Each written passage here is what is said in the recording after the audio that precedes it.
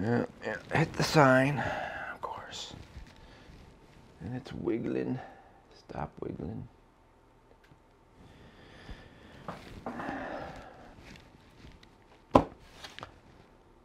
Hey everybody, Ron Bielefeld, Whistling Wings Photography, here with another video. Come on, Canon. Right, that's the title of this video. And why am I doing a Come on, Canon video? Well, Canon R5, going on 4 years old, something like that. Canon R3, not as old. I'm a bird photographer. Maybe a lot of you are bird photographers, wildlife photographers, whatever. And these are my primary cameras for what I do. And it's been a little while. We're waiting, right? That's the Come on Canon thing. We're waiting for the announcement, official announcement. A lot of speculation for actually years now about a Canon R5 Mk and a Canon flagship, the R1. The R3, maybe it was supposed to be the R1 way back when it came out. Way back, right? Way back. We get impatient these days. Everything's instant gratification. But hey, you know, here's the deal. This is the way I'm kind of waiting for this announcement, because I'm hoping to get the R5 Mk. I will get the R5 Mk, and I'll probably get the R1 because I do this kind of stuff. And I'll shoot it, and I'll shoot birds with it, and then I'll come back, talk to you about it here. But right now, we're waiting. And all the speculation on the specifications for these cameras. Let's talk about the R5 first.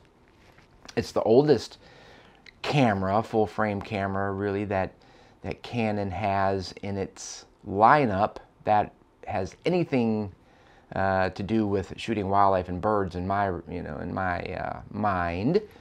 It's been a great camera over these years, but it is 4 years old. The autofocus system is one of the oldest Canon has in its mirrorless lineup. If it's not the oldest, I don't know.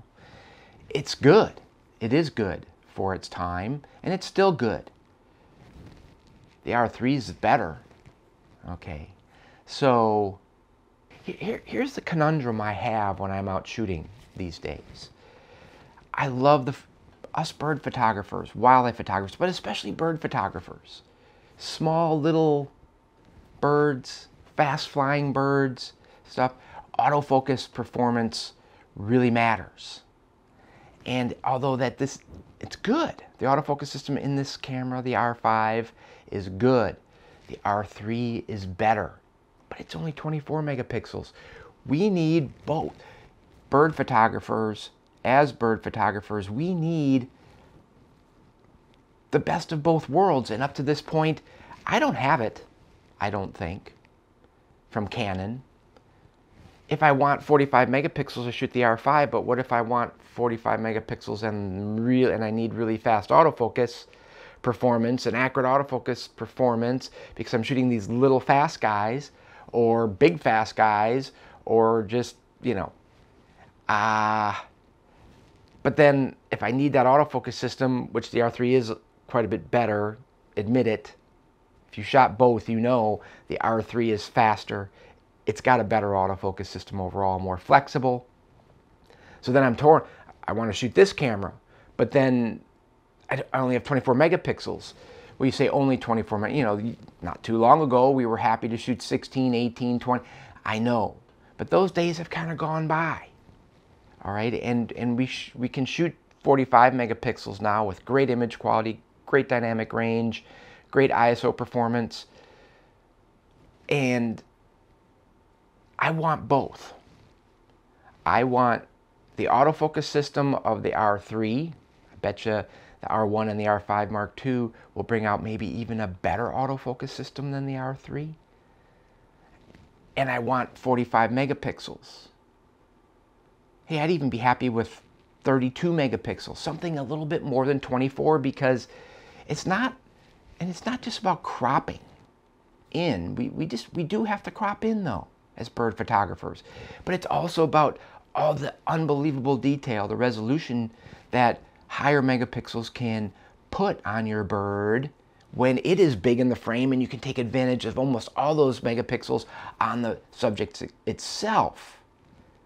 So, which camera is going to bring that? Speculation is Canon R5 Mark II is going to have 45 megapixels again, but it should bring a much more advanced autofocus system on the par of the R3 or even better, and then pre-capture and faster frames per second than either of these two? Okay, I'll buy that, and I will buy that. But come on, Canon, bring it out. Let's announce this thing. Now, July 17th is what I've heard. Again, speculation out there, rumors going around. So bring it out. Come on, let's do it.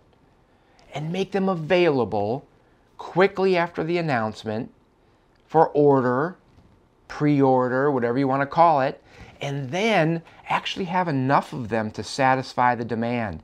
I bet you I'm going to make a prediction that Canon isn't going to have enough of the R5 Mark II when it first comes out, and they're going to say something like afterward, well, we didn't anticipate that much demand. Yep. Whatever. Just bring it out quickly and have enough of them. Maybe that's why they delayed the announcement. That would be great. So the R5 Mark II, I'm really looking forward to. I want to know what you think, and I'll pose a couple questions here at the end of this video, and you can let me know what you think, because I really want to know a few things from you all. Let's talk about this side. This is the R3. There's not going to be an R3 Mark II, maybe. But here's the thing about the R1 speculation, the rumors, is that it's again going to be 24 megapixels like the R3. This is going to be the R1 now, the flagship. It's going to be 24 megapixels again. Just kind of got done talking about that for bird photography, for me anyway. 24 megapixels is a little on the low side these days. I love when I shoot the R5 and I have the 45 megapixels. It gives me the resolution on my bird when it's big in the frame. It gives me more leeway for cropping because, again, we have to crop when we're bird photographers. It's not about, oh, shoot more focal length, use teleconverters, stuff like that. You're preaching to the choir here. I already shoot 840 millimeters. 600 f4 with a 1.4 times teleconverter. I already shoot 1200 millimeters, 600 f4 with a 2 times teleconverter. And you know what? Getting close to these birds, I was just in Alaska, it can be difficult. And you can shoot all the focal length that is available and sneak up and wear camouflage and use hides, and it can still be difficult. So it's not about the lack of effort and being lazy. Again, it's because of the subject matter we bird photographers are trying to capture.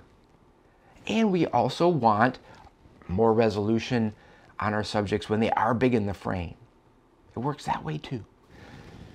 24 megapixels rumored in the R1.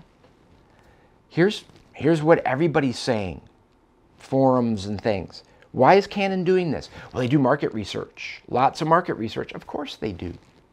And they're being told by their primary buyers of something like the R1, photojournalists, sports photographers, professionals, quote unquote, that they don't want anything more than 24 megapixels because it's just too much to deal with on lots of different fronts. You know, in the field, when they're shooting, they don't want to deal with any big files. All the problems that come along with big files. Are there a lot of problems anymore that come along with big files like there used to be? I guess some. But that's why. That's what everybody says. That's why Canon is making this decision, because their market research shows that people that are going to buy the R1 want 24 megapixels and nothing more than that.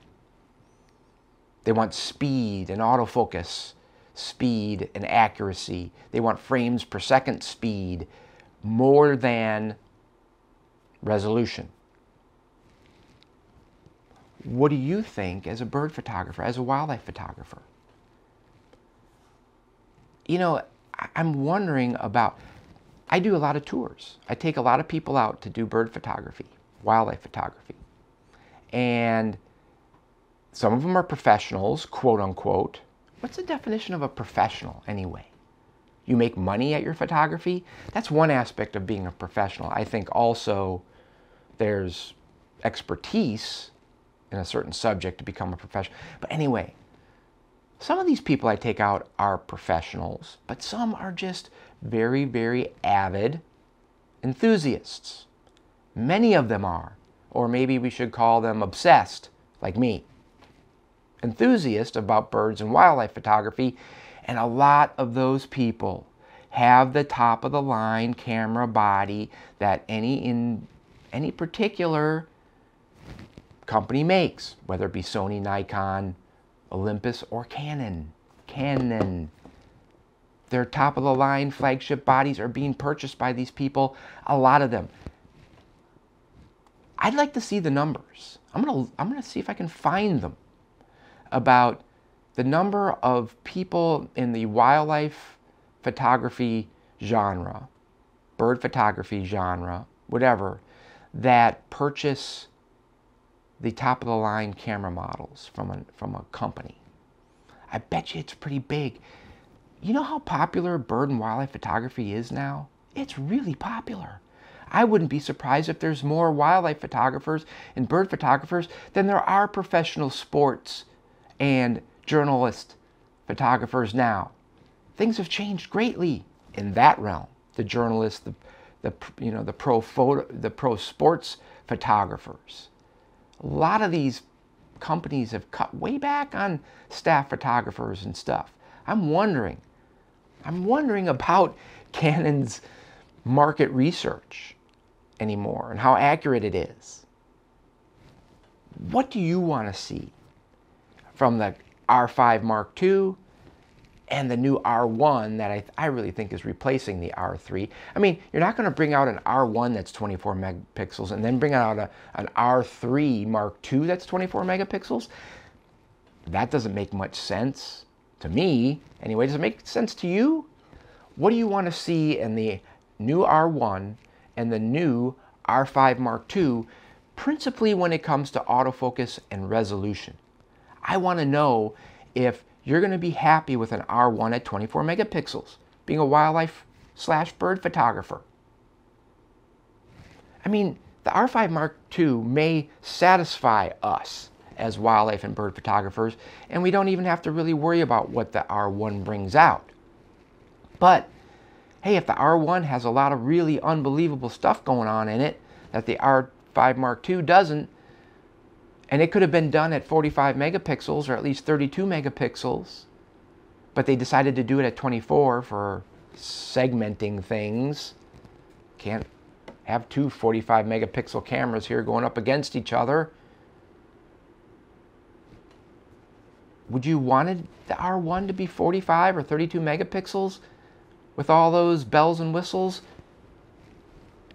I'm pretty sure I know that you want the R5 Mark II to, you wouldn't want to see it drop down in megapixels, would you? To gain speed and some things? Anyway, let me know what you think. What do you want in the new R5 Mark II and the new R1 that's coming out? Not a long video and not one with a lot of substantive content, I guess. But hey, you know, all these videos coming out from all these people, speculation for a long time now about the R5 Mark II, the R1, and what it's going to bring, and all that kind of stuff. So, you know, I didn't want to jump on board with all that speculation stuff.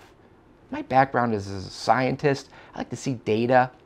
I like to see hard stuff that I can grab. I don't want a bunch of speculation and rumors.